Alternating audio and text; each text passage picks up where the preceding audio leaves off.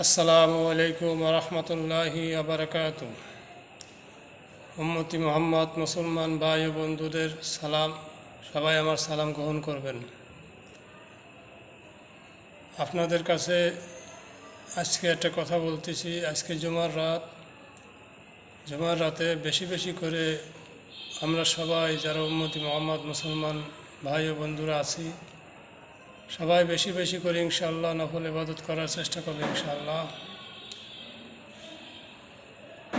তারপরে কথা হচ্ছে, সবাই রাতের যত কাজ আছে সমস্ত কাজকে ফারাক করে আগে আগে খাওয়া দাওয়া করে আগে আগে বিছানায় যেয়ে ঘুমিয়ে যান এবং শেষ সাথে ঘুম থেকে উঠে নফল ইবাদত তাহাজ্জুদ নামাজ পড়ে দুহাত তুলে আল্লাহ সুবহানাহু ওয়া তাআলার কাছে চোখের পানি ফেলে সমস্ত উম্মত মুহাম্মদের জন্য দোয়া করি।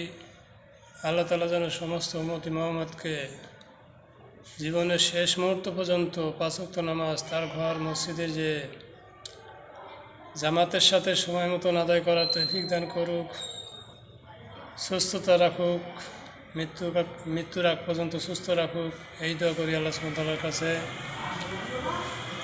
আরও দোয়া করব যে আল্লাহ সুবহানাহু ওয়া তাআলা যেন সমস্ত উম্মতি মুহাম্মদকে রিজিকের পেরেশানি থেকে দূর করে দেয়, সমস্ত বিপদ মুসিবত থেকে হেফাজত করে। আল্লাহ সুবহানাহু ওয়া তাআলাকে রাজি খুশি করার জন্য তার হুকুম, তার হাকাম, নবীর সুন্নাত মোতাবেক জীবন যাপন করার জন্য চেষ্টা করবে ইনশাআল্লাহ। আল্লাহ তাআলা তৌফিক দিলে সমস্ত কিছু সম্ভব। আল্লাহ তাআলা চাইলে সব কিছু সম্ভব।